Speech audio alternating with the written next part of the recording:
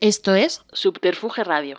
Buenos días, buenas tardes, buenas noches. Desde el estudio Alfonso Santiesteban de la calle Almirante os damos la bienvenida a este 60º programa de Casa Cavestany que, como siempre, celebramos en Subterfuge Radio. Defensores de Roma, Coliseo, Senado y pueblo romano. Aquí tenemos para todos pan, circo y boogie boogie.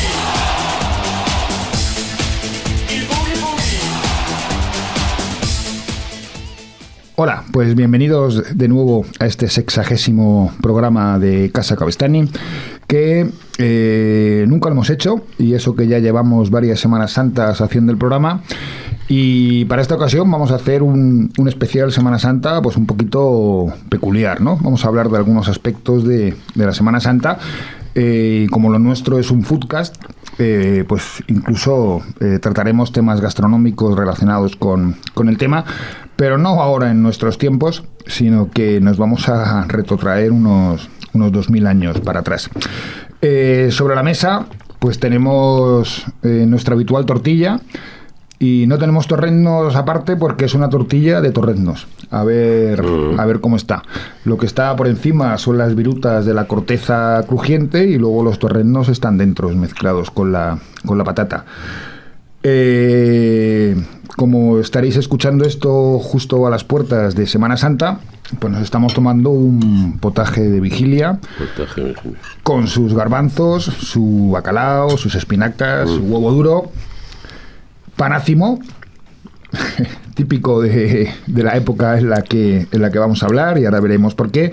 Y de postre tendremos unas torrijas. O sea que esta tarde va a ser tranquilita luego. Es importante subrayar en estos días en que hay una fortísima campaña que hace el Ministerio noruego sobre el Skrei, que el bacalao que estamos comiendo es bacalao cecial, seco y salado, no esa milonga campera que nos están vendiendo ahora los noruegos. No, este bacalao lo llevo secando bastante, desalando bastante tiempo. Vamos. Porque esa es nuestra tradición. Nuestra tradición y la tradición de los países católicos. Me llama mucho la atención. Bueno, espera, Miguel Ángel, primero vamos a presentarnos, que es verdad, perdón. Bueno, ya sabéis que soy Carlos, pero por la novedad tenemos a nuestra derecha a un buen amigo, Ignacio Santamaría, periodista, músico, batería, que fue del mítico grupo DDT, del cual yo tuve el honor de editar 2 discos, como fueron Psicofonías en el Estéreo y Viaje Alucinante, ¿no? Sí, correcto. Y bueno, pues sobre todo es un periodista, 25 años de experiencia, pues colaborando en infinidad de medios, tanto prensa escrita, radio y televisión. Sí, no sé si llevo alguno más, pero he decidido dejarlo en 25 y no seguir sumando, porque ya llega un momento en que te miran como el viejo cascarrabias, ¿no? o el batallitas, ¿no? Y más vale no sumar más. Y por otro lado, a mi izquierda, pues tenemos de nuevo, y gracias a Dios y gracias a él, tenemos a Miguel Ángel Almodóvar. Pues aquí sí podemos decir sociólogo, periodista, gastrónomo, investigador, profesor, escritor. Vamos, y podríamos seguir así todo el programa, ¿no? Sí. El amor secreto de María Teresa Campos, es como últimamente es algo, o sea, de todo al final, después de 60 años de currículum, ¿no? Sí, esta mañana de artículos, 25 libros, pues al final es el amor secreto de Teresa Campos, llora en silencio su pérdida. Esta mañana me sentía un poco eso, Nieves Herrero, María Teresa Campos, ¿no? Porque tú tuviste con Nieves, con Nieves sigues todavía en la radio, ¿no? Sí. ¿Nos puedes aclarar entonces el bulo ese de si Nieves Herrero es extraterrestre? Pues no lo sé, yo la verdad es que, ¿sabes qué pasa? Que me ciega el cariño, yo la quiero muchísimo, sí. Hemos vivido mucho juntos, vivido, entiéndase, no como con Teresa Campos, pero hicimos un máster de criminología, pues en fines de semana y tal, en el Casa Dios, ahí donde está la Universidad de Camilo José Cela. Y bueno, es una persona a la que me ciega la pasión, no la podría juzgar con objetividad. Entonces es posible que sea extraterrestre. ¿Por qué está tan de moda la criminología ahora entre los jóvenes? Es que el otro día fui a dar una charlita a gente que va a elegir carrera y de todos los que había así que se pensaba en el periodismo, de 5 había 3 que también pensaban en criminología. Fíjate, es que la criminología es un campo tan extensísimo que es como hablar de un mundo. Yo hay cosas dentro de la criminología que me resulta verdaderamente tediosa. Es lo de las huellas dactilares, esto que vemos en la película, que ponen la huella y ¡pim! Y se sabe, eso no es así. Primero hay que marcar puntos de contacto, como muy bien sabéis, ¿no? En fin, el cine tiene que reducirlo a eso, o las series, los C6 y tal. A mí me parece un trabajo tedioso, horrible y tal. Ahora, por ejemplo, la psicología forense, los perfiles, o sea, quiero decir, es un campo infinito en el que se mezclan muchísimas cosas. Simplemente lo que puedes tú crecer. Yo hice un máster de criminología. Cuando entras en la escena de un crimen y te dice tu profesor, a ver qué observáis aquí, qué ves aquí, eso que en general los hombres que tenemos todavía un cerebro reptiliano potente, porque no hemos necesitado, como dicen los de Bilbao, ¿no? O sea, todo lo que para qué debatir si lo podemos solucionar a hostias. Pues quiero decir, como lo solucionamos a hostias, las mujeres sí que tienen esa capacidad. Una mujer entra en un espacio, inmediatamente se da cuenta que algo ha cambiado de sitio. Bueno, los que hemos tenido alguna relación sabemos lo difícil que es, pero yo creo que la criminología es, ya te digo, todo el mundo. Entonces, dentro de una formación básica, tú te puedes dedicar a una cosa o a otra, ¿no? Todo lo que es el analizar. Nosotros, por ejemplo, cuando analizamos el asesinato de Prim, pues bueno, tú puedes llegar al sitio donde le matan, el carricoche, ¿no? Y ver la cantidad de sangre y calcular la hipovolemia, es decir, la pérdida de sangre que le pudo producir. O sea, él llega a Palacio, todo lo demás de que él sube y tal, y tranquiliza a su mujer, pues te das cuenta de que eso no puede ser verdad, ¿no? En fin, bueno, quiero decir que es un mundo la criminología. Perdón. Eso repásate 5 o 6 programas atrás, que era de la Crónica Negra, que estuvo Miguel Ángel y Servando Rocha. Y la verdad es que hablamos ya notaréis que a mí me gusta más preguntar que responder, porque lo llevo en el oficio. Pero hablamos en aquel programa de la fascinación, por ejemplo, como cuando ejecutan en lo que entonces era cárcel modelo, ahora Ministerio del Aire, o como se llame, ¿no? En el intercambiador de Moncloa, que se hace a las 6 de la mañana, se hace públicamente, pues ahí está Emilia Pardo, está en Ortega Gasset, están para ver ejecutar a un ser humano, ¿no?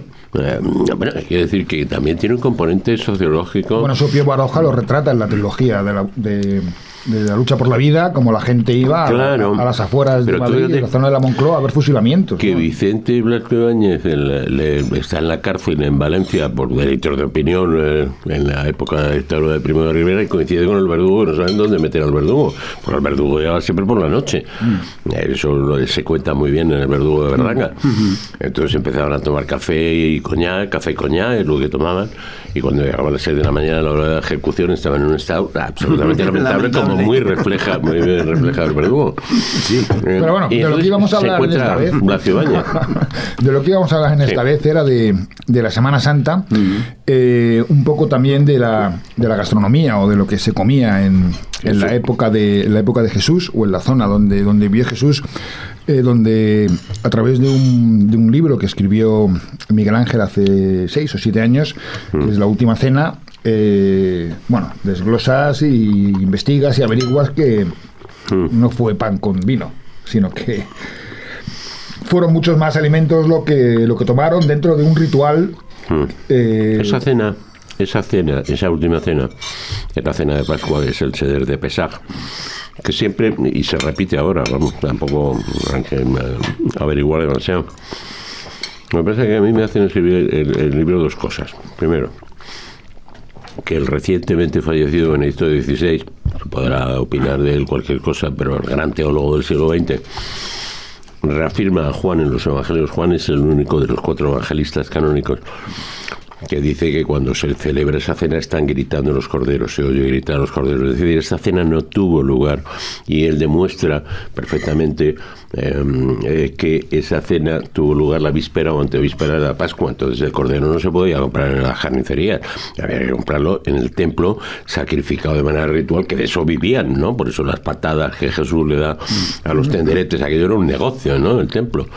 Y ellos se regían por el calendario antiguo, el mismo de los esenios, por eso se ha especulado, también por el bautismo con agua. Hay varias teorías ahí, luego sí. si No, me interesa mucho, pero en cualquier caso, ¿a qué me lleva a escribir el libro? Primero, que Benedicto XVI en la infancia de Jesús deja clarísimo que esa cena no tuvo lugar el jueves, la Pascua, sino la tendríamos que celebrar el miércoles o martes, la víspera o antevíspera. Y luego, después de 25 años de limpiar el famosísimo fresco ese de la Última Cena de Da Vinci, en Santa María delle Grazie de Florencia, que ha hecho correr ríos de tinta inauditos, porque sabemos que a los 4 años ya se había caído, Da Vinci era muy lento pintando, era un Goya que era capaz de hacer frescos, y entonces pues aquello pues ponía yesos y tal, aquello a los 4 años ya ha hecho, en fin, al final lo que se descubre lo descubre un especialista en arte estadounidense, John Marrano, y es que lo que están comiendo es anguila a la veneciana. Anguila a la veneciana. Un judío jamás, la anguila incumple un doble precepto mosaico, o sea, quiero decir, para todos los animales de mar tienen que tener escamas y aletas, no una de las dos cosas, sino escamas. La anguila ni escamas ni aletas. Y entonces esto me lleva, pues luego pues llegó a los pintores de... ¿Eso puede ser un simbolismo de Da Vinci o una desinformación? Eso quiere decir que en aquella época, y tú me corregirás, pues sabes mucho más que yo, pues al fin y al cabo cuando pintaban, lo que hacían era un cómic. La mayoría de la población era analfabeta, pues había que enseñarles, y había que enseñarles con un plato que ellos reconocieran, no con un jarroset, que es lo que toman los judíos, sino con un plato que reconocieran. Que eso pasa en la pintura cuzqueña. Los frailes españoles que enseñan a los nativos a pintar, todos los hacen con un cuy. Un cuy es un conejo de India, es una rata de esas con la que han jugado nuestros niños, ¿no? Asado. Y entonces eso está en el centro de la mesa. ¿Por qué? Porque el fiel que lo va a reconocer, o el indígena, o a quien quieres evangelizar, lo va a reconocer como una comida habitual, ¿no? Claro. Sí. Y entonces eso es lo que me lleva a escribir el libro. Pero ahí tienes razón en una cosa. Lo primero es determinar el día que se produjo esa cena. Porque... y hay varias teorías sobre eso, ¿no? Porque, claro, en función del día que fuera, era una cena de Pascua judía o era otra cosa. Exacto. O era una cena de otro tipo. Entonces, ¿qué pasa? Que el sábado es el día de la fiesta judía. La cena de Pascua debería celebrarse en... el jueves, o sea, el día el jueves. Del viernes al sábado. Con lo cual aquí tenemos un problema. Porque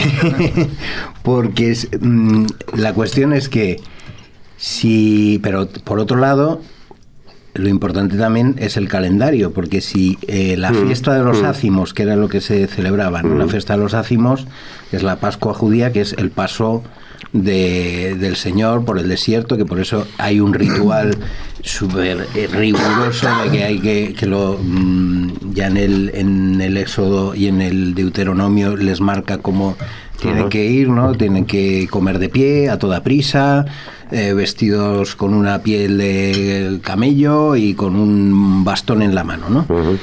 Y todo eso, claro, es un ritual que se tiene que seguir al pie de la letra. Lógicamente, los relatos que tenemos de la Última Cena no observan ese ritual ni de lejos, ¿no? Porque, entre otras cosas, comen pan ácimo. Puede ser que coman pan ácimo, pero comen más cosas, no comen... beben vino, por ejemplo, ¿no? Entonces, bueno, ahí y luego no están de pie, sino que probablemente hay un están ritual acostados. de levantar como 4 copas, lo que hoy llamaríamos un brindis, ¿no? O sea, según yo lo entiendo, bueno, a lo mejor no he entendido más, lo he discutido mucho con Lezama, que Lezama sabe del asunto, el padre que sabe de gastronomía y la taberna de Labardero. Claro, de Labardero de Madrid y de Washington. Entonces es una cena judía hasta la tercera copa. en la que en la tercera copa Jesús se levanta y establece un nuevo acuerdo con Dios. Es decir, se acabó el acuerdo que teníamos antes y ahora hacemos otro acuerdo. Claro, así lo entiendo yo, ¿no? Pero hay una cosa, o sea, lo primero lo que has hecho la referencia al calendario. Había un calendario de los esenios, que se sabe perfectamente cómo es, porque se descubrió en el Qumran, cómo era y tal. Hay un calendario distinto, que era el que regían, el que utilizaban los fariseos y los sumos sacerdotes, que no era el mismo que el del pueblo. O sea, hay 3 posibles calendarios. En el calendario que utilizaban los fariseos, si la fiesta podía caer en viernes, la fiesta de los ácimos. Sí, y entonces es el calendario lunar, claro. Ahí sí como que, ahora, claro, ahí sí que se haría la cena de vigilia del jueves al viernes, antes del día de la fiesta. El día de la fiesta no se podría hacer nada. No se podría, o sea, sería muy raro que juzgaran a un hombre, lo crucificaran y no sé qué. Estamos hablando del Viernes Santo, claro. Sí, con lo cual eso también chirría, que ahí hicieran un juicio, que le crucificaran, qué tal. Y luego, aparte, los corderos se sacrificaban el día anterior a la fiesta, como más o menos a mediodía. Entonces, teoría 1. No fue una cena de jueves, fue una cena de martes, algunos la hicieron el martes, otros el miércoles, y no fue una cena de Pascua. Ahí también hay varios apuntes en los evangelios que dice, pero por ejemplo... 3 evangelistas que lo dan por hecho. Juan es el único que... Está claro, es que los sinópticos, claro, que son Marcos, Mateo y Lucas, estos son como más canónicos, ¿no? O sea, más rigurosos, más porque... Pero Juan es el que se permite más licencia. Aparte hace un texto mucho más intimista. Bueno, porque en el fondo la última cena es una fiesta que rememora eso, pues la noche antes de partir el pueblo de Egipto, atravesar el desierto, salir de Egipto, ¿no? Sí. O sea, que más bien no es una, no sé, por lo que comentáis, más que una cena de despedida o de tristeza, es una celebración normal y corriente, ¿no? Es una cena ritual, pero además que todos los platos que se hacen en esa cena evocan algo de Egipto, vamos, de la supuesta esclavitud en Egipto, de la que no existe ni una sola prueba arqueológica, muy bien sabe. Sí sabemos mucho de la esclavitud en Babilonia, etcétera, pero, hombre, llama la atención que eso se termine con lo que hoy llamaríamos un postre, porque no en aquella época no, pero el jaroset, que es una mezcla de miel con frutos secos y tal, que parece que recuerda o evoca a los ladrillos que hacían los esclavos pero los egipcios en Egipto, pero no se dieron cuenta de que había unas pirámides, no miraban para arriba nunca. Es una cosa un poco inaudita, y que en los registros egipcios no digan nada del asunto, pues también llama la atención, ¿no? Porque ellos llevaban... Hay un tema que... Bueno, hay una corriente que dice que Akenatón puede ser Moisés, ¿no? Porque es un faraón que pasa del politeísmo al monoteísmo, que cambia la capital de sitio, con lo cual hace que su pueblo atraviese el desierto y monte la capital en otro sitio, ¿no? Hay teorías que también equiparan eso. Lo que pasa es que teorías hay tantas bueno, pero al no haber, como dice Miguel Ángel, unos hechos fehacientes, una prueba arqueológica ninguna, no hay ningún grabado de un Egipto. Ahí es verdad que hay que pensar que el pueblo judío era una birria, sociológicamente y antropológicamente hablando, comparado con los imperios que tenía alrededor. Claro. O sea, es que... Y se tiene que construir pues toda una mitología de un pasado. El imperio egipcio al sur, el imperio romano al oeste, y luego toda la Babilonia, ¿no? Entonces, claro, el pueblo judío siempre ha sido un restito que no tiene toda esa escritura, toda esa historia, esos relieves, todo. Y se la inventan directamente. Claro, realmente tenemos muy poco, porque era un pueblo muy muy pobre en ese sentido. Y entonces se conserva muy poco. Entonces, por eso, claro, es como cuando sale salvando las distancias, ¿no? Como cuando hay un grupo que tiene grandes canciones, pero las interpreta mal, pues todo el mundo quiere versionearlo, ¿no? Porque te luces y tal. Pues esto es igual, como hay poca documentación, pues oye, es pasto abonado para cada uno hacer la versión o la lectura, ¿no? Eso yo creo que viene de ahí un poco. Aunque la pregunta es muy básica, porque vosotros consideráis que Jesús en su día fue un personaje que existió hace 2000 años como tal. Tampoco hay pruebas de eso, ¿no? Bueno, que yo sepa, ¿no? Hay Los historiadores de Flavio Josefo, que cuenta hasta las peleas que se hacían en la calle, ¿no? Flavio Josefo habla de los seguidores de un nazareno, ¿no? Claro, así. sí. En el siglo I, esa es la única, digamos, la única referencia histórica de otro pueblo, ¿no? O sea, situada en la literatura de otro pueblo. Las tierras de Nazar, que nunca se habla de Nazaret, ¿no? Sino de Nazar, ¿no? Y bueno, luego, es igual, ¿no? Bueno, yo, o sea, aquí me siento un poco humilde porque hay mucha gente que ha escrito y ha estudiado, ha dedicado toda su vida a estudiar sobre la historicidad de la figura de Cristo. Yo no me puedo batir el cobre con la gente que ha dedicado su vida a estudiar esto, pero bueno, o sea, hay referencias históricas muy claras. Luego, si uno lee la genealogía del Salvador, ¿no? El comienzo de... la genealogía viene de su padre putativo. Sí. O sea, que también la cosa de hacer descendiente de David con un señor que no tiene nada que ver en la concepción de hacerle generacionalmente, porque este es hijo del Espíritu Santo. No, pero a mí siempre me ha sorprendido la... ¿Cómo se hace descendiente de la casa de David por parte de padre que no es su padre? Vamos, o sea, esto bueno, claro, nunca se ha puesto en cuestión, ¿no? Padre, o sea, el que es de la casa de David es José, y es verdad que a mí me sorprende, siempre me ha llamado muchísimo la atención la precisión con la que va diciendo cada nombre, desde el rey David hasta José, ¿no? Entonces, sí que luego hay muchas referencias, ¿no?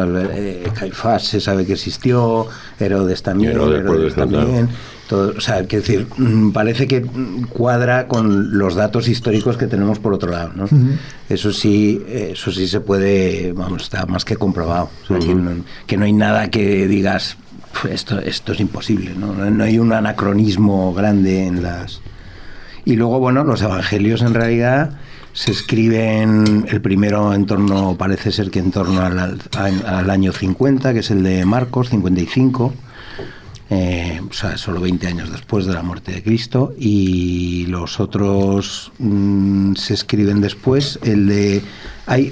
Incluso hay cartas de San Pablo que son anteriores a los evangelios, con lo cual hay cartas de San Pablo que tendrían más rigor histórico, aunque San Pablo no conoció a Jesús, al Jesús por lo menos vivo en la tierra, pero sí que conoce a muchos de los que han conocido a Jesús. Tuvieron contacto directo con él, ¿no? Y entonces, bueno, en todo eso las diferencias son, porque hay diferencias y dan lugar a muchísimas discusiones entre los distintos escritos, pero no son tan insalvables como para pensar que toda esa historia fue inventada, eso sí. Porque dentro de la gente que sigue a Jesús, que ya comentábamos antes fuera de antena, que no son discípulos, sino que es una multitud, un concepto inventado, simbólico. El 12 es un número. Sí, las 12 tribus de Israel, números mágicos, ¿no? Y de hecho en los evangelios jamás se cita esa voz, discípulos son los que le siguen, y entre los que le siguen hay mujeres con nombres y apellidos, en fin, el apellido me lo invento, pero bueno, decir, está su madre, está María de Magdala, está la hermana de María, en fin, porque decir que hay un grupo de mujeres que es evidente que en esa cena no se las puedo dejar fuera, no era decirme, toma unos denarios y te vas a cenar no sé, en esa cena. Es más, en los Hechos de los Apóstoles da cuenta de algunas mujeres que lideraban comunidades bastante grandes, de regiones bastante grandes. Pero bueno, es que hay lo primero, siendo puramente ortodoxos y ciñéndonos a los 4 evangelios canónicos, a quién se le aparece Jesús cuando resucita, a María de Magdala, que es la única que se lo cree, y luego se lo intenta replicar a los apóstoles, que no se lo creen ninguno. Entonces, quiero decir, la confianza, ¿no?, que puede haber entre ellos. También sería otro debate en el que tú sabrás, los primeros evangelios traducidos al griego se habla de los hermanos de Jesús, no de primos. Y dices, ¿por qué utilizan el término hermanos cuando en griego hay una palabra para primos y otra para hermanos? No hay lugar a la confusión.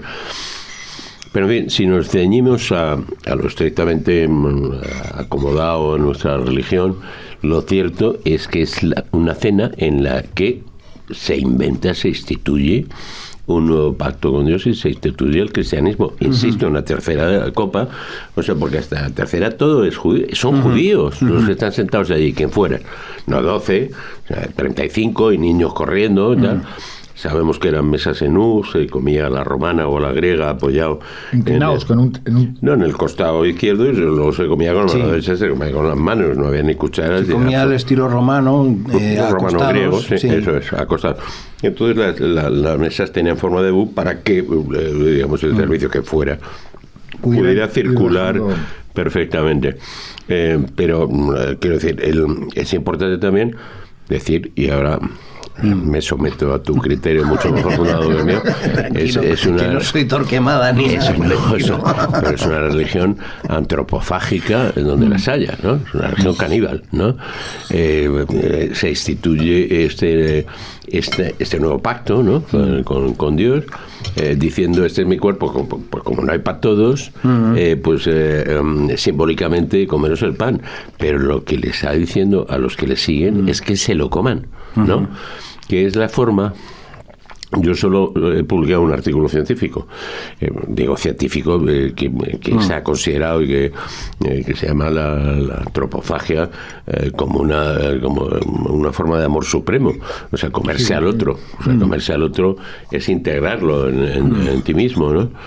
Y me parece que es una cena fascinante. Por mil motivos, en el arte, en la música, en tal. Quiero decir, yo no soy creyente en absoluto, pero sí, me considero firme en una tradición judío-cristiana, es donde he nacido a mí.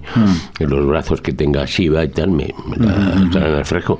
Pero lo digo con todo respeto, ¿no? Para todo ese mundo orientalista, que en mi época, además, que yo fui de los Beatles, pues imagínate, a Ravi Shankar, en fin, bueno, esto con el SD funciona mejor, ya no sé, con garbanzos y bacalao, pero que es una religión que siempre me ha fascinado. Yo he leído los evangelios muchísimas veces, en distintas versiones y tal, los he discutido y tal, y me parece que hay cosas muy interesantes, entre otras, que ni Jesús ni los que le siguen respetan las leyes mosaicas y tienen problemas, tienen muchos problemas.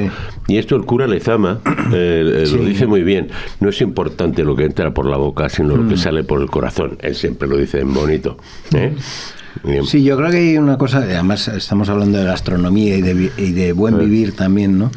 Yo creo que sí que se ve una cosa en los evangelios, es que por un lado hay una fijación casi obsesiva de Jesús de seguir como todos los simbolismos que ya han venido antes, ¿no? En los libros de por aquel entonces no se llamaban así, pero eran lo que llamamos ahora el Antiguo Testamento.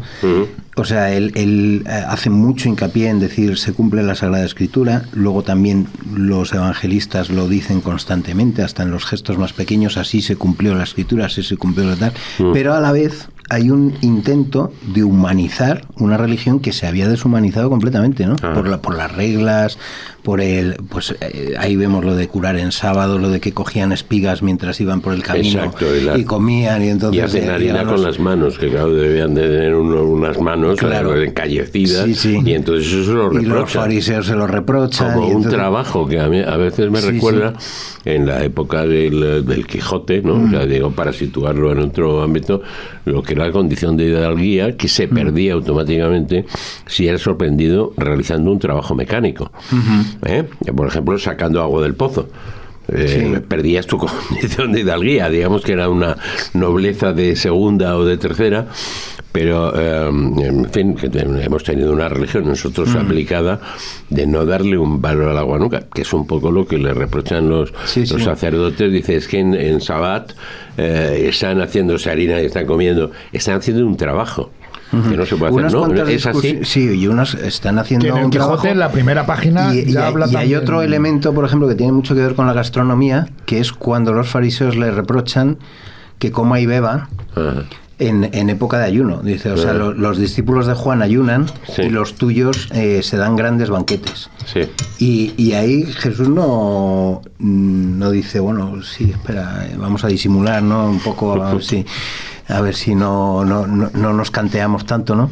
Sino que se enfrenta a ellos y dice, no, es que ahora mismo, y es cuando les dice, el novio está con ellos. Es una de las primeras veces que dice que me van a liquidar, ¿no?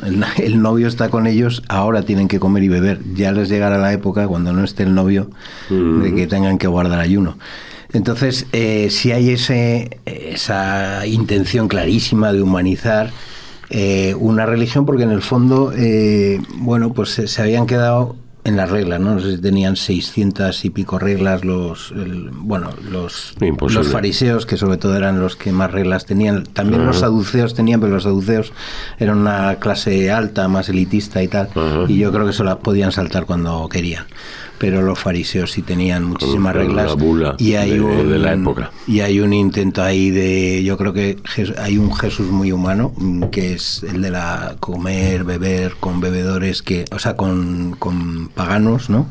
Sí. Con paganos y eso, pues yo creo que ha impregnado también un poco por lo menos no el protestantismo, pero sí el catolicismo, ¿no? O sea, bueno, ahí tenemos figuras como Chesterton o como Belloc, que son son muy, muy defensores de una buena comida, una buena bebida. Decía Chesterton que en el paraíso, que los 4 ríos que surcaban el paraíso eran uno de agua, otro de leche, otro de vino y otro de cerveza. Claro. Entonces, quiero decir, esa cultura del disfrutar, ¿no? Del disfrutar, del gozar, ha permanecido. O sea, bueno, tú le das, o tú describes la importancia que Jesús a lo largo de toda su vida le da a los banquetes, ¿no? Al celebrar, a la convivencialidad. Claro. El de si no te sientas a la mesa con nosotros, pues estás fuera del grupo. Y yo creo que él le dice claramente a sus apóstoles, bueno, en fin, por utilizar el término que el público puede conocer, les dice, cuando os inviten a comer en algún sitio, comer lo que os den. O sea, no pongáis pegas de que esto no tiene el precepto. La verdad es que ahora mismo sigue siendo complicadísimo darle de comer a un judío. A un judío más o menos ortodoxo. Yo tuve la fortuna de conocer al nieto de Weizmann, el fundador del Estado de Israel, que era ministro. En Israel existe la figura, no sé si existe algo ya en Israel, ¿no? Pero existía la figura del ministre délégué que hablan los franceses y que tuvo Franco, que es el ministro sin cartera.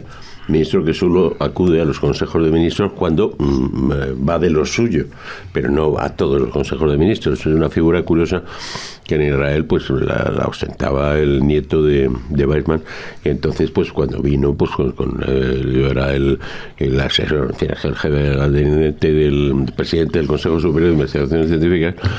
Pues habíamos preparado pues una fiesta en Zaracaín, creo recordar, pues totalmente kosher y tal, y lo primero que hizo un platito de jamón. Y entonces nos explicó, dice, es que por mucho que les explico, ellos creen que el jamón es cerdo, el jamón es otra cosa, el jamón se eleva, es un espíritu, ¿no? Que tiene un poco que ver con lo de Benito Ares Montán. Había probado el de bellota, ¿no? Claro, el jamón de verdad eso no es cerdo, eso es otra cosa, ¿no? Es decir que, bueno, pero las reglas, lo de la pezuña hendida, rumiante de tal, no sé qué, tienes que hacer un curso para saber qué es lo que pueden comer eso. Y yo creo que es evidente que en los evangelios Jesús se salta todo eso.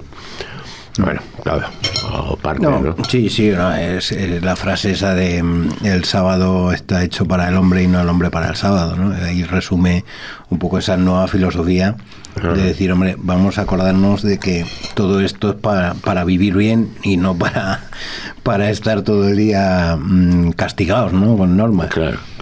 Yo creo que es uno de los puntos que a mí me parecen atractivos, que luego es lo que tú dices, se puede ser creyente, no creyente, tal, pero hay relatos, o sea, el relato de la Pasión, por ejemplo, es de una fuerza épica y todo, increíble, ¿no? Todo el Antiguo Testamento. Yo siempre le digo a la gente, si tú entras en el Museo del Prado, yo como agnóstico, no recuerdo haber tenido jamás fe, ¿no? Me eduqué en un colegio aparentemente laico, en el Instituto Ramiro Maestro, en un colegio religioso, pero quiero decir, tú entras al Prado y si no tienes una formación en la historia sagrada, que es lo que dábamos en mi época, historia sagrada, se llamaba así tú no entiendes nada de aquello.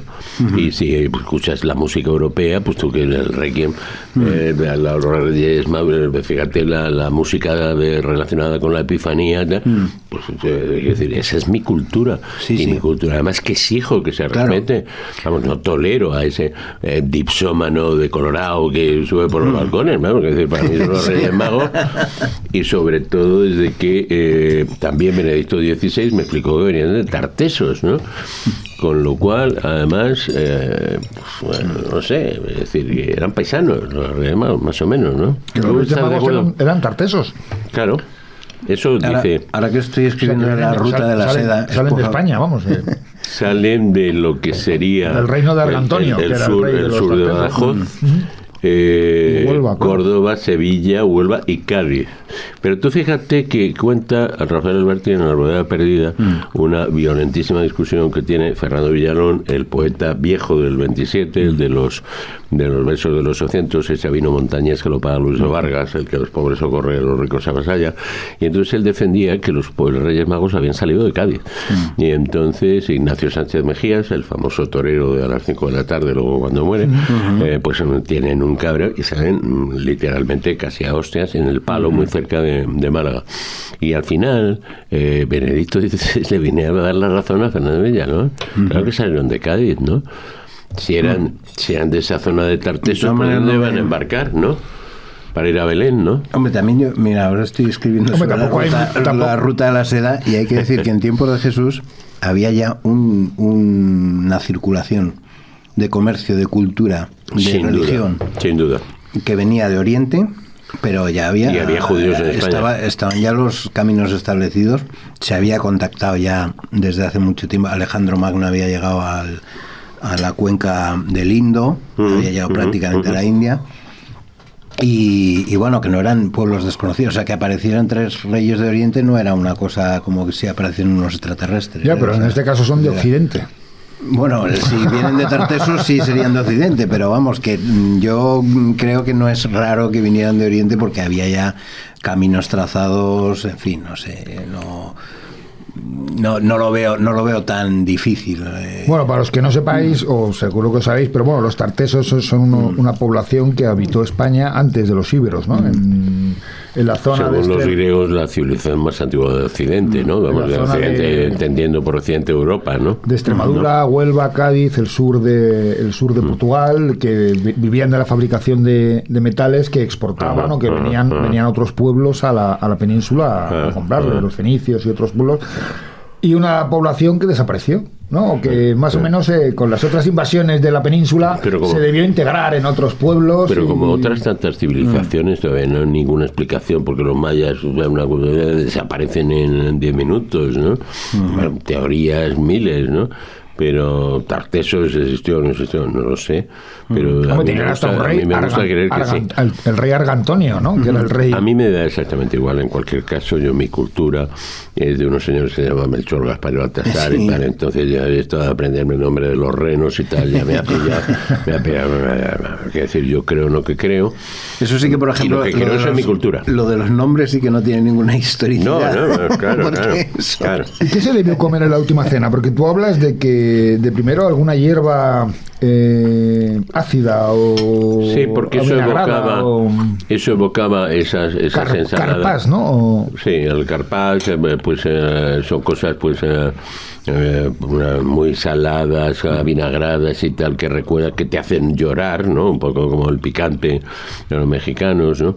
Que te hacen llorar y que recuerda por las lágrimas vertidas, por todo lo que se come en esa cena evoca el éxodo, la esclavitud y la liberación y los 40 años teóricos que anduvieron deambulando por el desierto, insisto, aunque no exista ninguna prueba arqueológica, es el fundamento de esa religión, ¿no?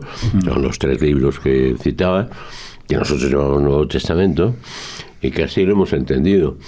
Que ahí hay cosas muy difíciles de explicar, pues también es verdad, ¿no? Hablamos de un Dios muy caprichoso, que después de no sé cuántos años de esclavitud en Israel, pues dice, que mañana lo vais. A ver, no te pone a hacer el pan. Sí. Claro, pues no puede. Y entonces de ahí es lo del panácimo, ¿no? Luego no te digo otras cosas, ¿no? Detente, Abraham, no mates a tu hijo Isaac y tal, primero mata, luego no lo matas y tal, esto de las hijas de Lot que emborrachan de su padre para tener descendencia, en fin, como sabéis, recientemente en Utah, en el estado de Utah, se ha prohibido por reclamaciones, se ha prohibido la Biblia y está todavía en estudio. ¿Se ha prohibido la Biblia? Por pornográfico, por literatura pornográfica. Joder. ¿No? Madre mía. Debe estar un trampista allí. En Utah existe una ley, no, pues ya sabéis lo que es Utah y Salt Lake City, pues es el reino de los mormones, y entonces tienen una ley que cuando los padres, digamos, las AMAs, las APAS, ya no sé cómo se llaman esas cosas, la Asociación de Padres de Alumnos, o sea, consideran... Últimamente se llaman AMPAs, pero AMPAs sin H, que a veces se convierten en AMPAs con H. Cuando llega el recibo era para tanto. Bueno, pues esto, parece que hay una ley en Utah que se pone, digamos, o sea, preventivamente se suprime. La Biblia realmente pues tiene episodios francamente difíciles de concebir y de entender. Hay una cosa interesante sobre lo que comieron, a mí me parece fascinante, que es ¿por qué el pan y el vino, no? O sea, el pan y el vino que hasta entonces no había tenido una importancia ritual capital en estas ceremonias, de repente se convierte en lo máximo, ¿no? O sea, las especias, ya se cita antes en las bodas de Canaán, ¿no?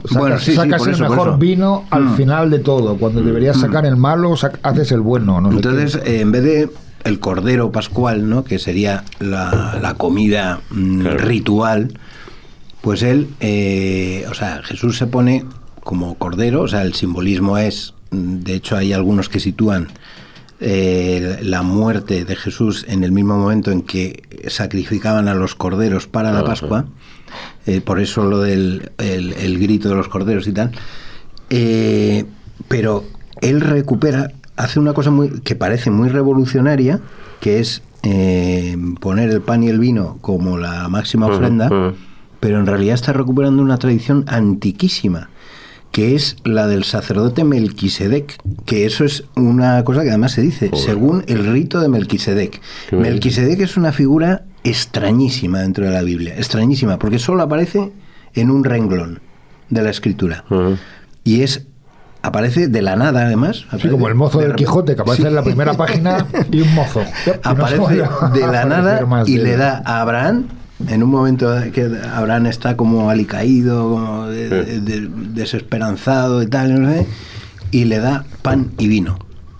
Y entonces luego se dice que Melquisedec es el sacerdote eterno. No vuelve a aparecer en las escrituras, nunca. Qué curioso. Y entonces Jesús saca de repente un rito que era olvidado, completamente antiguo, una cosa de la época de Abraham, que es el primero de los creyentes ahí Pero se supone que Jesús sabía leer y escribir y tal. ¿Y dónde había aprendido eso? Estamos hablando desde un punto de vista historicista y tal. Que Jesús era hijo de carpintero, con lo cual se sobreentiende que él sería pescador, y relacionado con María de Magdala, pues es un pueblo que solo se dedica a la elaboración de pescados. Vamos, María de Magdala era pescadera sin ninguna duda, por eso la conoció. Pero entonces, ¿dónde se forma él? Si tomamos como base históricamente su predicación, desde luego él tiene un conocimiento muy profundo de las escrituras anteriores a él. Eso no cabe duda, porque es que además lo dicen en muchísimos sitios de los evangelios, ¿no? De cómo le recordaban las Sagradas Escrituras, esto fue lo que dijo el profeta tal, se ha cumplido aquí, se ha cumplido allá. Está el famoso episodio de cuando es niño, se escapa en Jerusalén al templo, y se va al templo y ahí está discutiendo con los escribas y tal. Es posible que, hombre, dentro de que era una familia humilde de carpinteros y tal, que José sí tuviera cultura y que se rodeara de algún entorno. También se dice mucho que José y María probablemente o eran esenios o tenían mucho que ver con la denominada secta de los esenios. La secta de los esenios era gente que todavía esperaba la llegada de un Mesías con cierto fervor, con más fervor por lo menos que el resto del pueblo judío.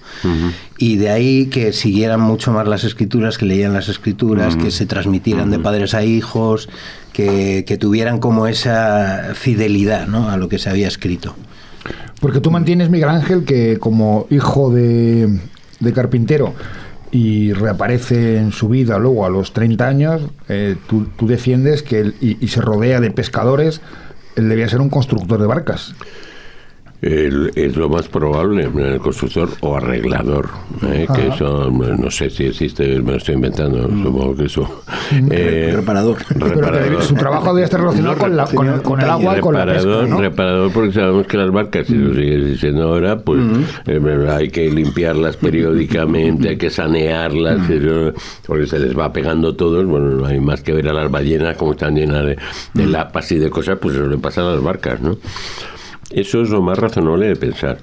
En cualquier caso, evidentemente, tú sabes mucho más que yo de ese momento, pero a mí sí que me parece muy importante la importancia, o sea, perdonad, valga la redundancia de la repugnancia.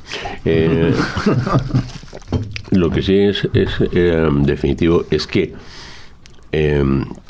esa cena y la creación de esa nueva religión influye en nuestra gastronomía de una manera fundamental y directa, a mi modo de ver, muy positiva. Decía Julio Camba que la cocina española está llena de ajos y de perjuicios religiosos. Él lo decía de manera peyorativa, yo lo digo de manera positiva. Tenemos ajos porque nos lo romanizaron unos centurias que venían de Egipto, y el ajo era su vida, el ajo era vasodilatador, antifungicida, etcétera. Sin ajo no podían vivir en un clima seco y cálido. De ahí, pues, bueno, ¿qué es lo que se le da? También, según la tradición, ¿qué es lo que se le da a Jesús cuando está en la cruz? Se le acerca una esponja ¿de qué? Pues probablemente de posca, que es lo que llaman los, que es un gazpacho primitivo, porque es lo mismo que el gazpacho que hacemos ahora, pero hay que esperar a que los pimientos y los tomates lleguen de América en el siglo XVI. Pero en definitiva es agua para hidratar, sal para mantener la hidratación, ajo para vasodilatar, porque produce una vasodilatación en el platado fresco, y el vinagre, que induce como la capsaicina de los pimientos, una confusión en el cerebro y una sensación de frescor. Luego es un acto de piedad, y no como a mí me enseñó el padre Gabino López Morán, camarero secreto de Su Majestad, que era el que escribía los libros de religión en los años 60, que aquí pues fue una especie de tortura. Me parece que es un acto de piedad. Pero ¿en qué influye? Pues esto que estamos comiendo ahora, que es un plato. Por ejemplo, el bacalao cecial, que es el que estamos comiendo, insisto, nada del Screy que nos han colado los noruegos por la escuadra, es un producto exclusivamente católico, solo se come en los países católicos. A mí me llama mucho la atención, hice un viaje con una multinacional farmacéutica que es Islandia, entonces primer productor mundial de bacalao seco y salado, bacalao cecial o acecinado, porque fíjate, en el Quijote ya se le dice, lo primero que se empieza a acecinar es la merluza, y luego pues la truchuela, pues el Quijote cita, pues lo que dan en las ventas, pues se secar y salar se puede hacer... Una mojama, una especie de arenque. Claro, ¿no? Pero lo que pasa es que el bacalao, pues hay que tener en cuenta que en el país, que es el tercer país más montañoso de Europa, España, quitando los pequeñitos, Andorra, Liechtenstein y tal, después de Suiza y Austria, en España ha sido muy frecuente que un pueblo estuviera rebosante de alimentos y pasada la montaña estuviera muriéndose de hambre, porque claro, a ver quién lo llevaba, cómo se trasladaba. Entonces el bacalao supone una alternativa. Fíjate, en el año 36 la República hace... Bueno, ¿de qué parte esto? Parte de que Felipe II decide que nosotros lideremos, los españoles, en fin, los españoles de aquel tiempo, de los que me considero heredero, deciden liderar la contrarreforma. Y entonces eso nos lleva a 130, 160 días de abstinencia al año. Un disparate. Entonces el bacalao es la única alternativa. Pescado fresco hay en 4 sitios, ¿no? Y normalmente sitios, si hablamos del interior, controlado por monjes, con todas las leyendas de eso de que tiraban un cerdo y luego lo pescaban y tal, pero lo cierto es que las truchas y tal, y eso siempre pues controlaban los molinos, que eran fundamentalmente, y entonces el bacalao es nuestra salvación. Insisto, y de ahí la importancia de la sal también, que era sinónimo de dinero. Fundamental, y nunca se ha escrito un libro de la conquista de América, la epopeya de los españoles buscando sal, no oro, sino sal, porque la sal les iba todo. Si lees, por ejemplo, los últimos de Filipinas, ¿no? Quiero decir, esta epopeya de Valer y tal, o sea, hacen una salida suicida, consiguen matar a un animal, pero se lo tienen que comer en 10 minutos, porque claro, si no tienen sal, si no tienen ni humo, ni forma de conservarlo, pues no vale para nada. Y entonces nos aporta toda una cocina. El bacalao se come, bueno, insisto, en este viaje que hice a Islandia, que comen un cordero, que es como media vaca, pues, una cosa atufante, incomestible. Digo, coño, ¿por qué no hacéis un plato de bacalao? Porque ellos ahorcaron al último obispo católico en la plaza de Reykjavik en 1646. Es decir, entonces para un protestante comer bacalao es como lo de la morcilla para un judío. Si no comer morcilla, es llamativo esto de hablar también de la conservación. Cuando hablamos de la gastronomía del mundo antiguo, la conservación es un tema capital, porque nosotros ahora abrimos la nevera y nos parece lo más natural del mundo. Absolutamente, y nos queremos que eso pase siempre. Fíjate, hace poco, magnífica me gustó muchísimo la película esta de La Sociedad de la Nieve. No hubieran sobrevivido si fueran un desierto el accidente. Claro. Porque gracias al hielo y a la nieve se conservó la carne, que luego fueron comiendo. Tenían un frigorífico natural, claro, sí. Y cuando hablamos del mundo antiguo muchas veces olvidamos esto, ¿no? Hablamos de los pescados que pescarían ahí en el lago. El lago de Tiberíades, ¿no? Sí. Y Mar de Galilea, o de Genesaret. Tendrían que tener pues todos los conservantes o comerlos el mismo día. ¿Y qué se debió comer en la última cena? Porque yo sé que tú, a través de unos programas de televisión de Canal Historia, pues con David Muñoz, con Paco Roncero, con Flexas, has elaborado supuestos de menús de la última cena. Siguen comiendo básicamente lo mismo. Pues eso, todo lo que evoca, pues empezando por el carpaccio, una ensalada de verduras amargas, que entonces ellos hacían como una especie de salmuera, es irreproducible, ¿no? Pero sal, vinagre, en fin, una cosa fuerte. Romano, ¿no? Una fuerte que te fuerce a la lágrima, ¿no? Y terminar con el jarroset del que ya hemos hablado, que es una especie de engrudo y tal, que recuerda los ladrillos que ellos construían durante su infancia.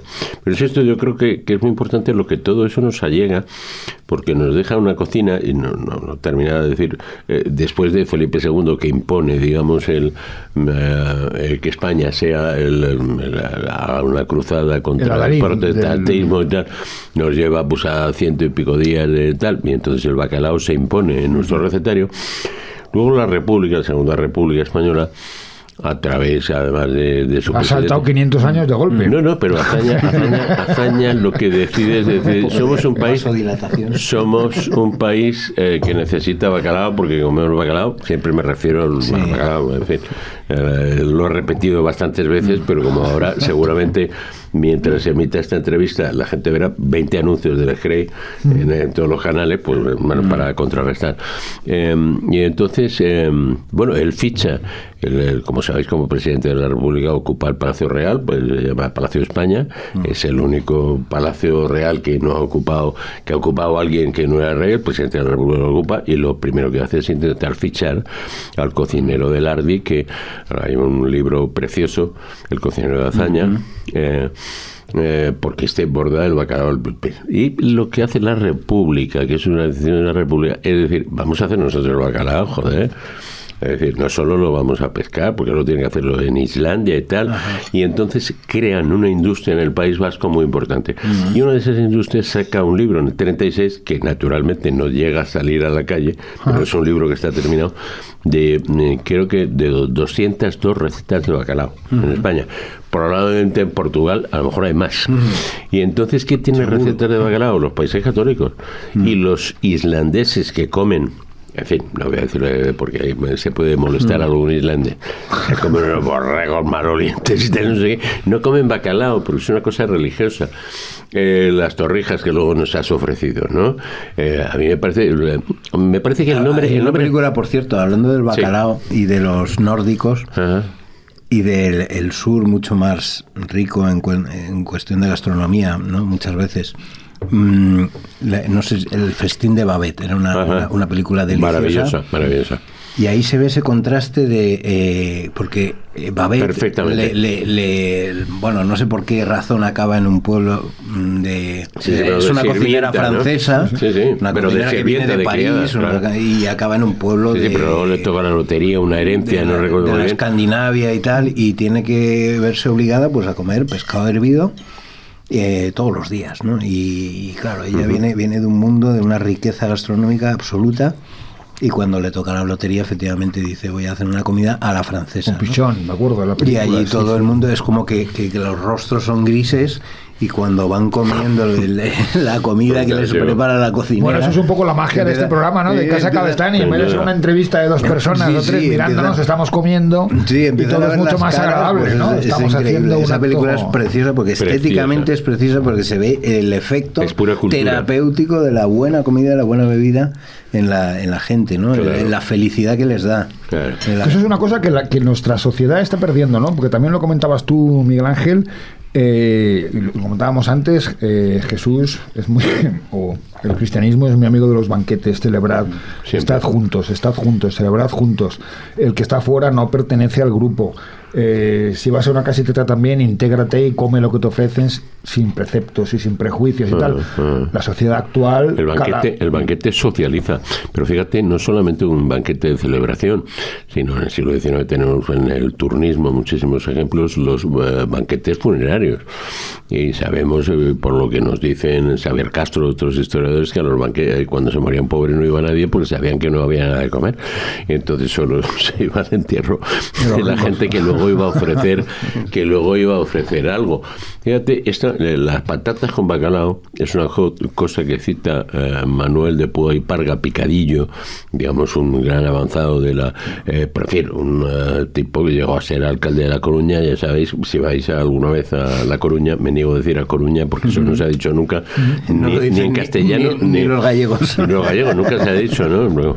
Pero en fin, alguien se inventó eso de A Coruña.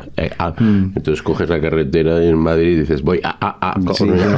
Parece que tartamudea. Pero me he perdido, no sé de qué estaba hablando. Bueno, me he puesto a hablar de La Coruña. Es que seguir un estábamos hablando de la importancia de los banquetes, ¿no? Y de la... Entonces Manuel de Púa y Parga Picadillo, que si vais alguna vez y tal, que lo enseña, digamos, el Parlamento, ¿no? No sé, ¿cómo se llaman? Las Cortes Gallegas, o en fin, ¿no? Se reúne el gobierno gallego, pues todavía quedaban con que le tuvieron que cortar el apoyabrazo de un lado porque no cabía. Y la decepción... Eso se dice también de Santo Tomás de Aquino. Es posible, el gordo de Aquino. El gordo de Aquino, pero eso se puede ver en La Coruña, insisto, y lo más curioso es que hay testimonios, además de la época, época todavía había periódicos y ya, que llega a La Coruña el circo mundial con el hombre más gordo del mundo, de excepción de los coruñeses, que no es tan gordo como su alcalde. Su alcalde lo supera en arrobas, y además parte de su biografía está construida sobre eso, pues sus intentos de adelgazar en Alemania. Es un tipo que tiene mucho dinero.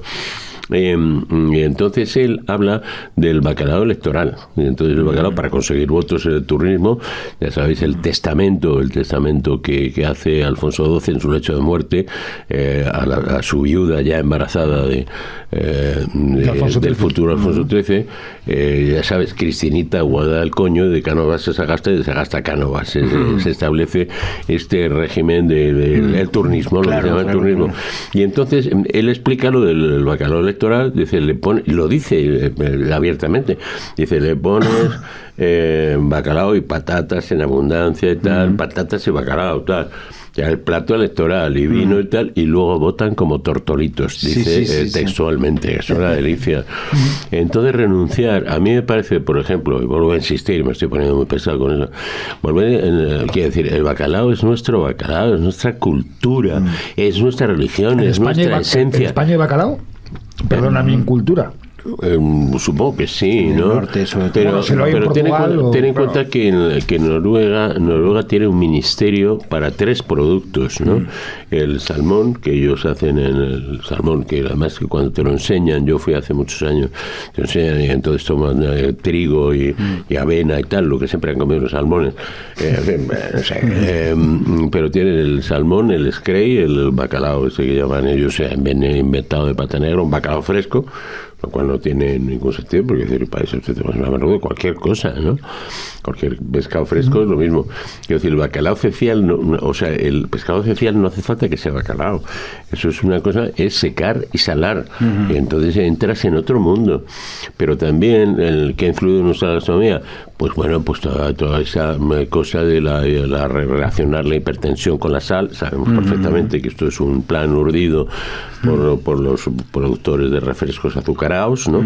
Señalar a la sal como enemigo. No hay un solo estudio científico en el mundo. ¿Es lo mismo? No existe ningún estudio científico en el mundo, como se ha demostrado con grandes expertos en New York Times, de divulgadores científicos, que relacionen sal con hipertensión. Pero cuando llegas al médico, pues tú tienes hipertensión, pues te quitan la sal, porque bueno, eso es un automatismo que se ha establecido, que lo ha establecido 2 firmas, Coca-Cola y Pepsi-Cola. O sea, por primera vez unidas en el proyecto, y señalar a las grasas saturadas.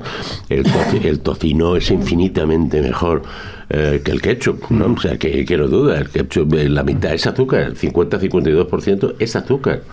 En esa escena en fin, vamos a dejarlo ahí.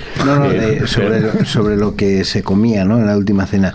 Yo creo que ahí pescado, ¿no? Es importante pensar que sería muy distinto lo que comerían en Cafarnaún, claro, de lo que comerían en Jerusalén. Claro. O sea, Jerusalén era un centro urbano de primer orden, ahí llegaría muchísimo, porque insisto, ya las rutas comerciales estaban trazadas, llegaría muchísimas especias seguramente. Y luego también una pista que se nos puede dar es los animales que se utilizaban para los sacrificios. Ahí está la escena del azote a los mercaderes, ¿no? Uh-huh. Que describe bastante, porque claro, lo que se ofrecía a los dioses en realidad era comida de los humanos, porque existía esa atávica idea de que el dios iba a comer esas cosas, ¿no? Como si al dios le gustara comer como a los humanos, ¿no?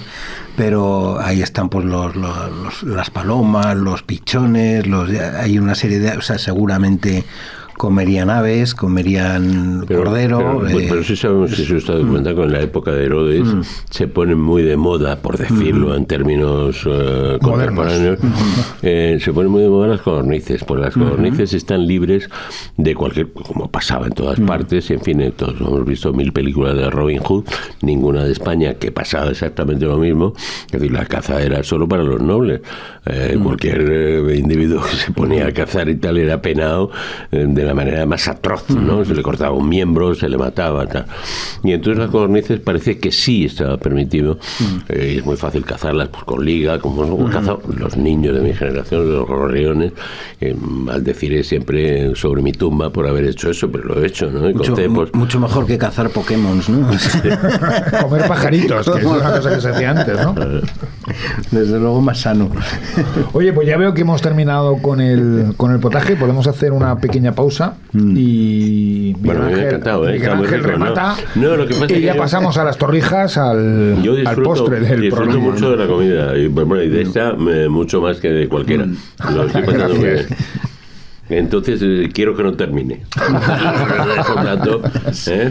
Sí, es un buen plan, desde luego. Bueno, porque sobre todo magnífico. En esta lo que ha traído esta nueva cocina molecular, tecnoemocional, llámalo como quieras, es que en la sala mande el cocinero. Nunca había pasado eso durante medio siglo. Quien mandaba era el jefe de sala y entonces él sabía controlar al cliente que venía para cerrar un trato, un negocio de un banco, de una hipoteca, que había que despachar solo en 20 minutos, y los que habían llegado para pelar la pava y tal, que iban a estar 3 horas. Entonces el jefe de sala mandaba. Y ahora tiene que ser el artista, el cocinero, el que decide cuándo te retiran el plato toda prisa o cuándo te lo tienen 20 minutos hasta que el artista que está en la cocina y que luego sale a saludar para recibir los aplausos. Yo creo que ese es uno de los grandes problemas de la gastronomía contemporánea. Pues sí. Sí, que los chefs son estrellas del rock and roll ahora mismo, ¿no? Y si alguien se gasta 150 euros en ir a cenar y no sale el cocinero a saludarte, pero claro, te sienta mal la cena. O sea, en tantos oficios ha ocurrido eso, aunque me salga del tema de la gastronomía. Fíjate en el periodismo, ¿no? El periodista antes era un oficio humilde, ¿no? Alguien que iba ahí a recoger los hechos, casi un poquito más literario que el policía que iba a hacer el atestado, ¿no? Un poquitito más, pero vamos, era testigo principalmente, y ahora es el dios, ¿no? Bueno, pues vamos a hacer una pequeña pausa y ahora volvemos con el postre. Adelante. Un turibús en la Riviera, cachos de amor por las aceras, un segundo que se ha ido en el primer vagón.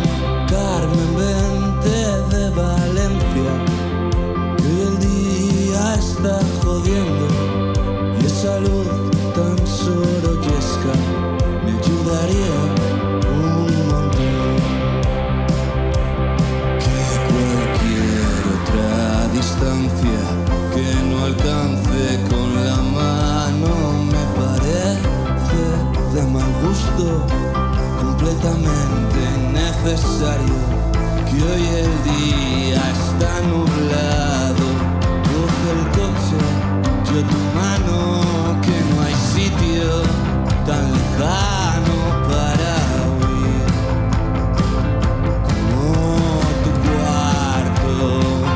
Los días malos, los días malos, oscuros abajo, cuando una sonrisa requiere un visado, una decisión, otro doctorado, un poco de amor me ha salido tan caro que te has dado cuenta de que algo ha cambiado, que tú y tus colegas no vais de la mano, de la vida adulta me deja tocado, vendo mi reino por verte la cara, los días malos.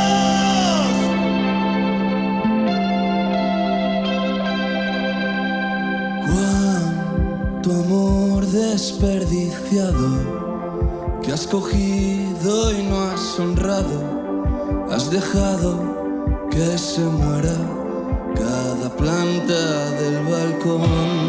Otra falla se ha quemado mientras matas a tu lado 100.000 fotos de un verano mirando el reloj. A volver donde te has ahogado, donde ya has naufragado. Cuarta parte de esta saga de cine de terror, dan más miedo las mentiras si me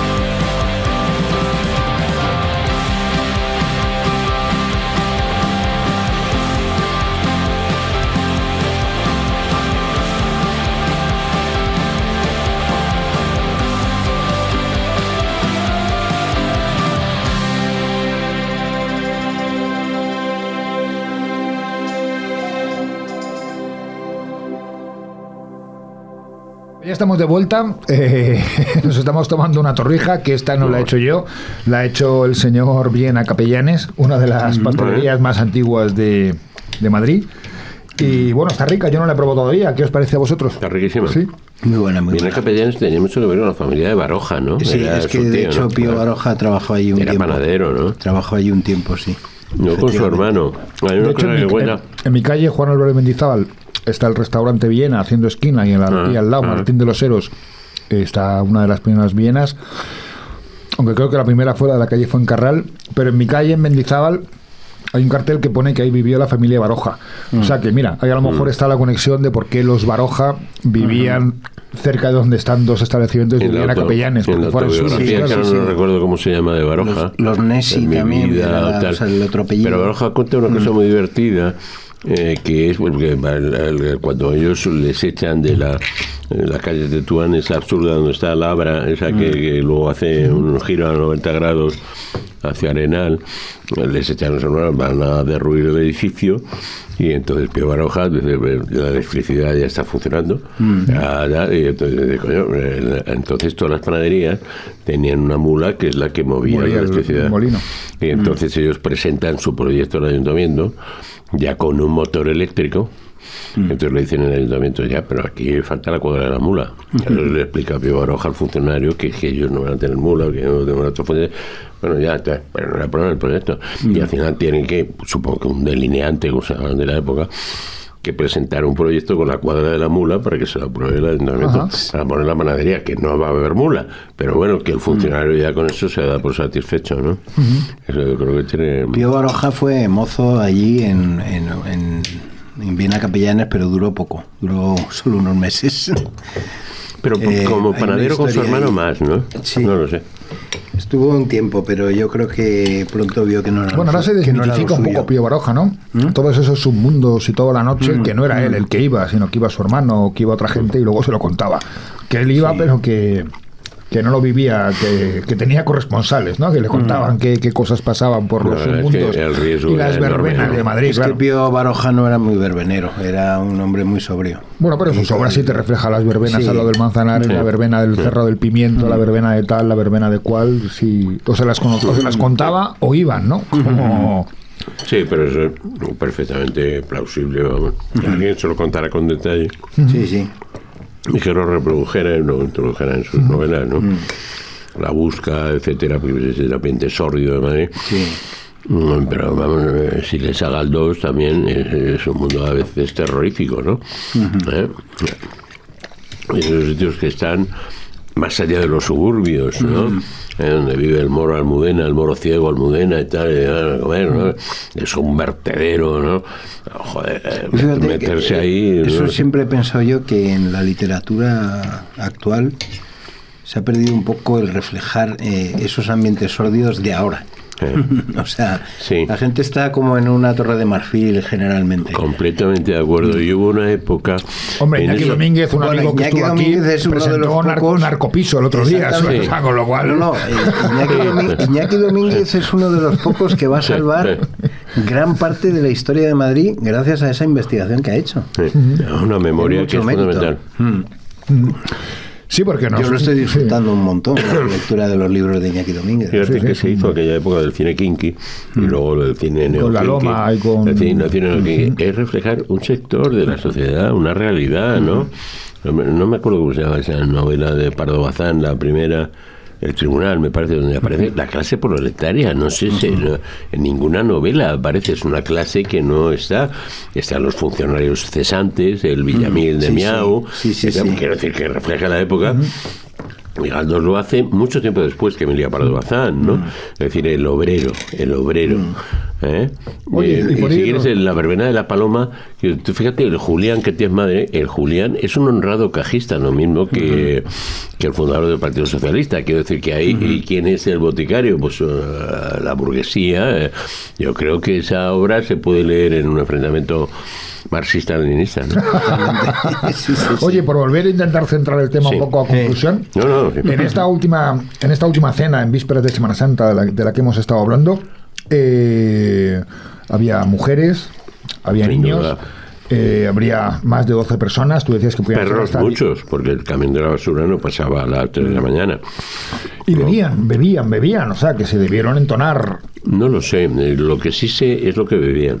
Hombre, tú has comentado que tomaban 4 pases de un licor o... Eso es una cena ritual, ¿no? Es vino lo que beben. Sí, pero beberían Y un es vino a lo sirá- mejor de Es un 15 sirá primitivo. Beberían un vino claramente. de 15 grados o de 20, un vino de la época, no como los actuales, tan Imagino, refinados. claro, ¿sabes? imagino. Tomarte Sí, claro. un vinacho de 20 grados. o- Pero no hace falta irse 2000 años atrás. Yo en los años 60, pues el cariñena del que habla Don Mendo, que nubló su razón, tenía 17, Bueno, ya 18, existía, no sé, lo que sí ¿no? existía es la técnica de envejecer vino, porque se Claro. habla en el Evangelio se habla de vino viejo, vino nuevo. Sí, Lo que sí, pasa sí, es sí. que yo nunca he entendido bien ese pasaje, porque parece que vino viejo es sinónimo.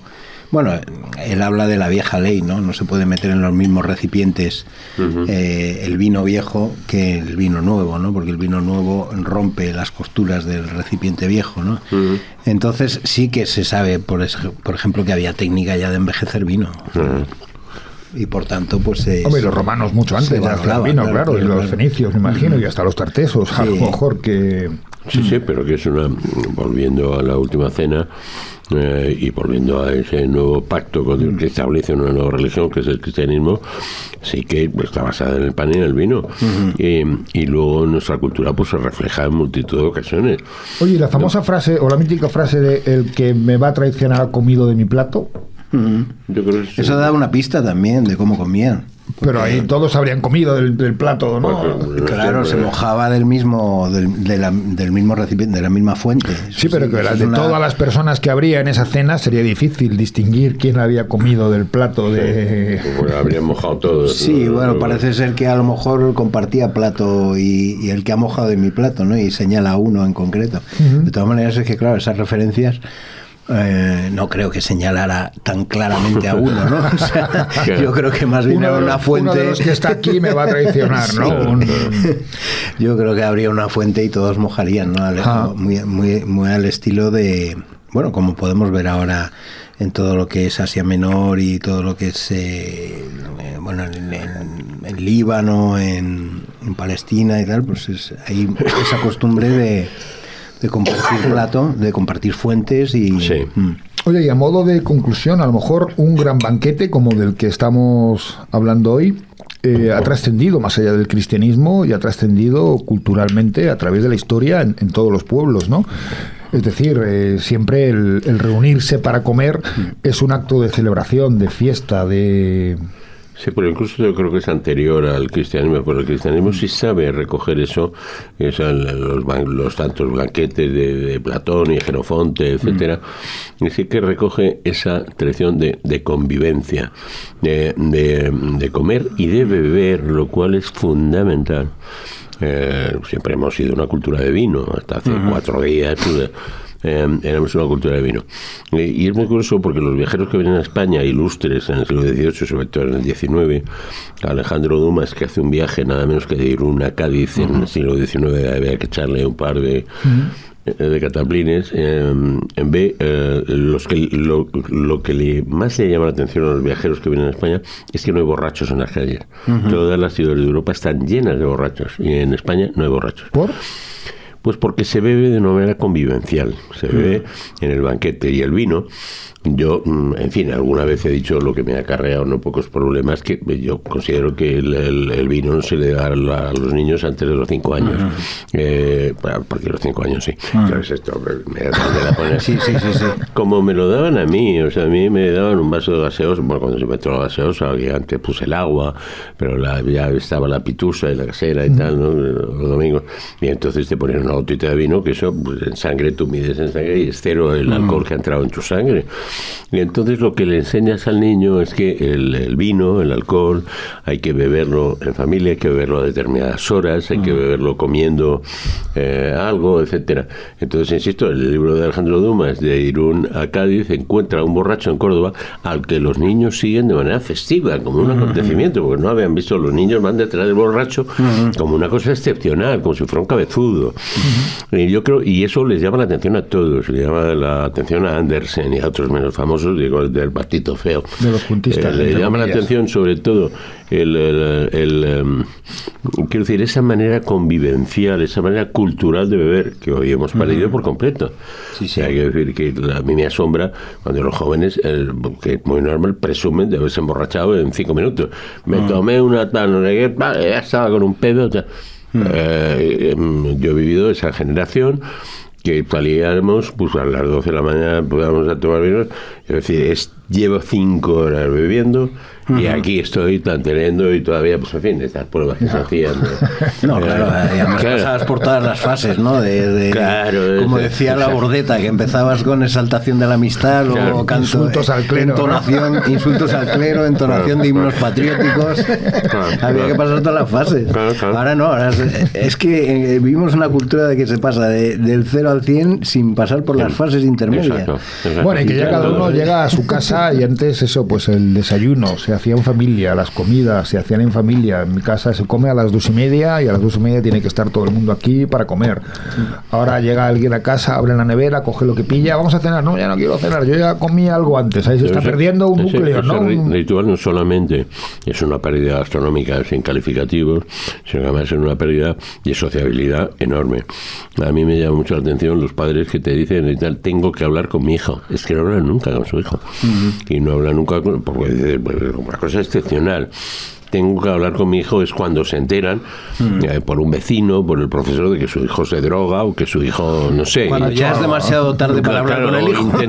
O intenta saltar desde un edificio para quitarse la vida. Cuando ya da igual que hables o que no te da hables. igual que Sí, no ¿qué vas a hables. decir? Y dice, ¿por qué no hablas todos los días? Esa cosa que hemos visto tanto en las películas americanas y en las series españolas gracias al placement, ¿no? Ya que como todos pagaban, pues médico de familia se reunían allí en la comida, allí sale pues el Coracao, el cafetal, y todos pagando, ¿no?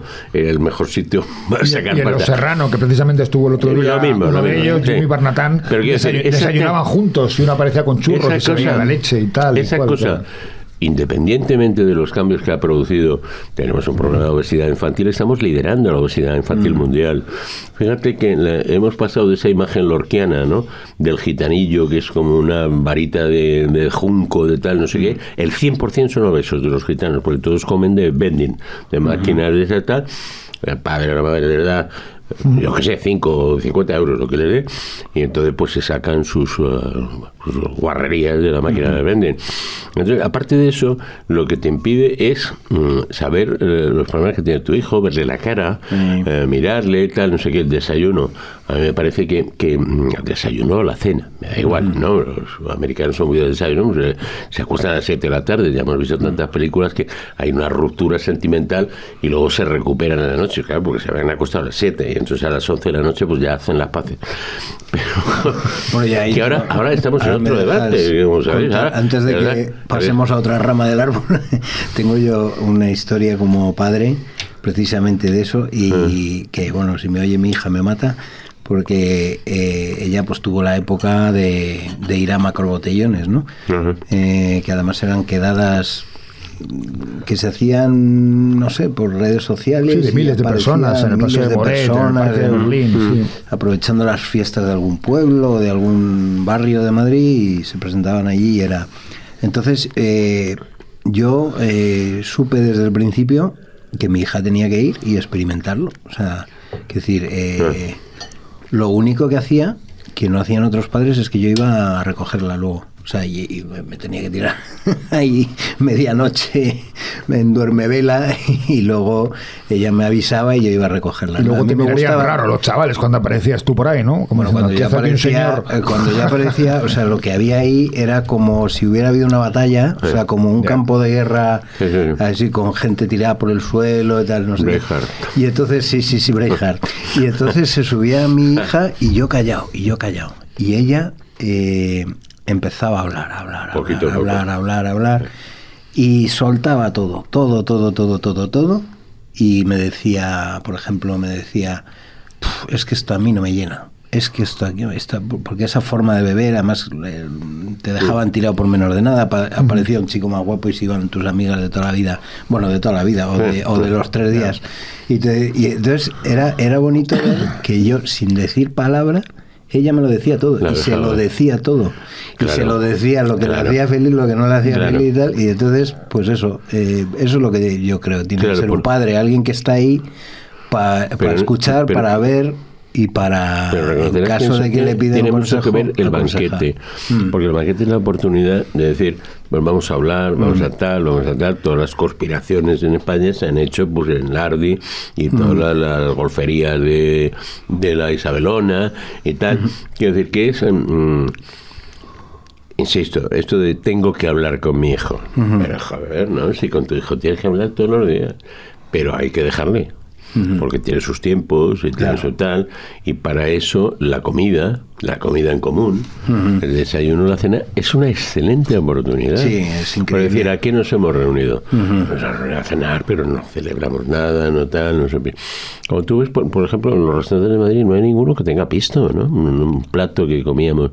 Ya no se cocina nada. De menú del día, a lo mejor algún bar lo tiene, pero estaba no en carta, ¿no? Una vez estábamos viendo, hace años ya, la bodega más antigua, está acreditado de La Rioja. Sí. Es una que es propiedad de Paternina y está en el pueblo de Ollauri. Y es Rioja Alta y es la bodega más antigua, que no es que Paternina la tuviera, pero sí que conserva, son unos calados que tienen arcos mozárabes, ¿no? Señal de que ahí hubo algo, ¿no? Entonces estaba un bodeguero mayor que se llamaba Federico Davalillo, ya habrá muerto.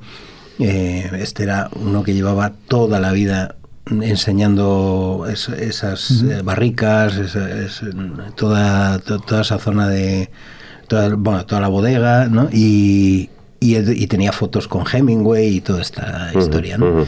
Y entonces en un momento dado nos enseña una botillería, o sea, una cava que tenía miles y miles y miles de botellas allí criando, reposando, y nos dice, una vez vino aquí un torero, no me acuerdo qué torero era, y un torero andaluz, y miró para el fondo y dijo, ¡ojú! ¿Cuántas conversaciones hay ahí? Y claro, era muy sabio, porque cada una de esas botellas al menos es una conversación. Claro. Bueno, pues vamos a tener que ir terminando ya por cuestiones si de... te parece, yo me gustaría antes reivindicar la torreja, ahora que estamos viendo la temporada, la torreja de vino. La torreja de leche es un invento muy reciente. ¿De dónde surgen las torrijas? Las torrijas, como llaman los franceses, el pain perdu, como en la Cuaresma, pues la gente, como en el Evangelio, moja en la salsa de la carne, como no hay carne, pues sobra mucho pan. Entonces el pan no se compraba en las panaderías, pero no entonces digo, en mi generación, yo en el pueblo de mi madre, en Zamora, pues llevaban un palito y tal, tú llevabas el trigo y entonces eso te equivalía con la ganancia que sacara el panadero, él se quedaba con una parte y te lo devolvían en pan, tú te tenías que llevar todas las semanas 3 barras de pan o lo que fuera, es decir, eso no era opcional, entonces sobraba pan, es el pain perdu, se llama en francés, y entonces siempre se hicieron de vino. El vino siempre fue un producto en España muy barato y muy sano. Son Riconete y Cortadillo, pues le dicen, va usted a Salamanca, no se le ocurra beber agua. El agua mataba. El agua era la cosa más peligrosa que podía existir. María de las Mercedes, primera esposa de Alfonso XII, muere de una septicemia porque en uno de los mejores palacios de Europa, el Palacio San Telmo en Sevilla, estaba conectado a una capa freática con un pozo negro donde la gente pues defecaba. O sea, quiero decir, ojo con el agua jamás, ¿no? El agua nunca. Cosa que el vino al fermentar purifica todo. Claro, y el vino era barato y no tenía ningún riesgo. La leche era muy peligrosa. En La Rioja dicen una cosa los antiguos de La Rioja, porque ahora ya los modernos no. Cuando sale un vino muy bueno dicen, este vino tiene francés. Bueno, pues la expresión tiene francés, no tiene nada que ver con el vino francés. Ajá. Tiene que ver con que en la época de la invasión napoleónica, en un pueblo, mataron a un soldado francés y no sabían qué hacer con el cuerpo para que no les pillaran. Y lo echaron a la tina. La Y tina el se lo comía cuerpo todo. se deshizo completamente y luego salió un vino exquisito. Bebían el vino del Lo francés. deshace completamente. Y eso en los pueblos la gente presumía. A mi madre era un pueblo de Zamora, de toda esa zona del vino y tal. Bueno, el pueblo famosísimo después Arbujillo, porque es donde se ha hecho el Termantia, el Numantia, vinos de esos de 1.000 euros la botella, en fin, un disparate. Porque a los tesos de Arbujillo el bicho no tuvo lo que había que tener para entrar, ¿no? Y entonces es curioso porque en aquella época todo el mundo hacía vino de excelente calidad y el vino no tenía ningún problema, pero la gente presumía en los pueblos de decir, es que el señor fulano es que le echa un jamón. Eso se decía, no se sabe nunca si era verdad, pero el vino sabía tan rico porque el propietario, todo el mundo tenía su bodega, por pobre que fuera, todo el mundo tenía aquellas bodegas subterráneas y se contaba del señor fulano, que tal, que le había echado un jamón y el otro pues le había echado una pata de liebre, en fin, el vino se lo liquida todo. Entonces las torrijas siempre de vino. La de leche me parece un sacrilegio y me parece además que va contra nuestra cultura, contra nuestra religión, que yo no profeso, pero que adoro, porque es, en fin, es donde... Es parte de nuestra Soy, cultura, vamos. Bueno, pues muy bien. Gracias por haber venido de nuevo, Miguel Ángel, Ignacio, Chiri. Gracias a ti por el agasajo en la y yo comida. creo que hoy nos quedamos con una conclusión, aunque hablábamos de la última cena y de un banquete. Estamos viendo que son cosas que se están perdiendo, ¿no? Con el tiempo, el sentarse a comer, el reunirse, el disfrutar. El rito, se está perdiendo el rito, pero fíjate en las torrijas, a mí me parece intolerable que las torrijas se coman fuera de su época. Yo como las torrijas especialmente en Semana Santa. Entonces, ¿qué más da? Pues ahora hay roscones de Reyes en octubre, claro, en las tiendas. Vamos a tranquilizarnos. Que los Reyes conmemoramos la Epifanía, la tal, no sé qué, el Rey Sol, en fin, que todo eso es por algo.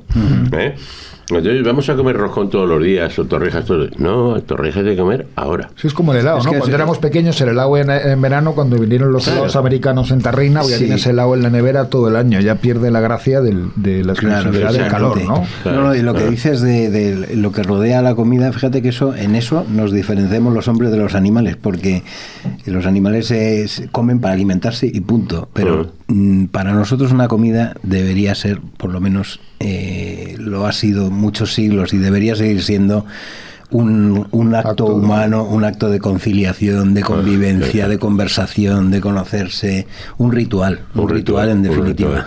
Pues es lo único que les podemos decir a nuestros oyentes para terminar el programa, ¿no? El rito de nuevo.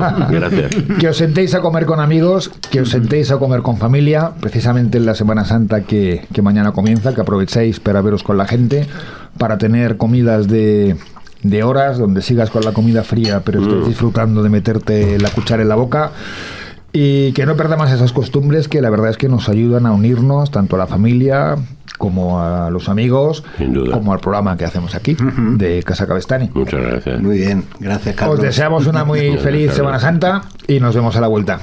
Hasta luego. Hasta luego.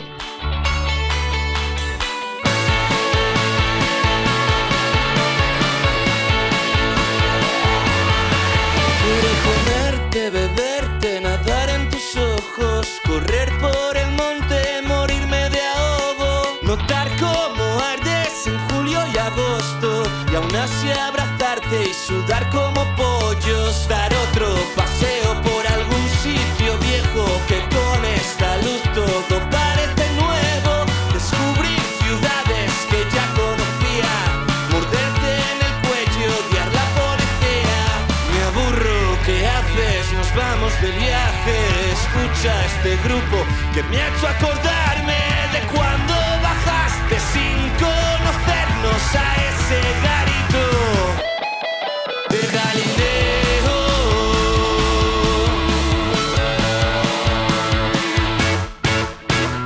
Tengo tantos planes para llevarte, pero de Roma ir al mundo lograrte. Quiero que vengas a pasearme, que me hables de cosas que sean flipar.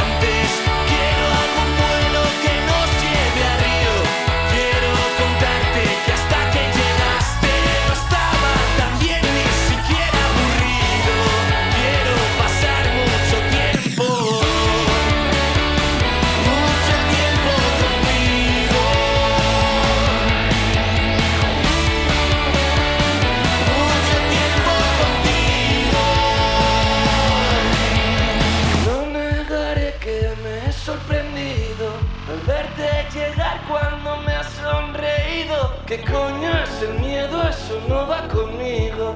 Cruzar siempre en rojo es